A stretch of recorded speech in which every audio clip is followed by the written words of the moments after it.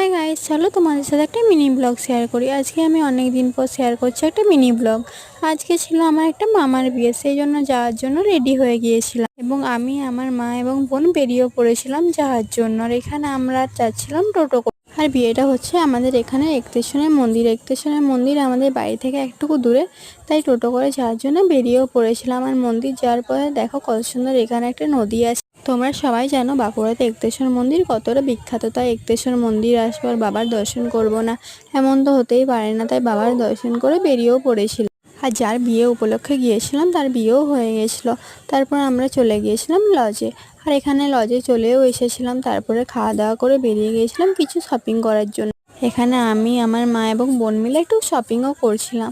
তারপর আমি আর আমার বোন দাঁড়িয়ে দাঁড়িয়ে একটু ঢং করছিলাম। আর আজকে এত গরম ছিল কি বল, ভাগ্যিস মেকআপ করে আসিনি। তারপর আমার হিলগুলো পরে এত পা ব্যথা করছিল, তাই বুনুর ক্রসগুলো পরে নিয়েছিলাম। আর তারপর বাড়িও চলে এসেছি।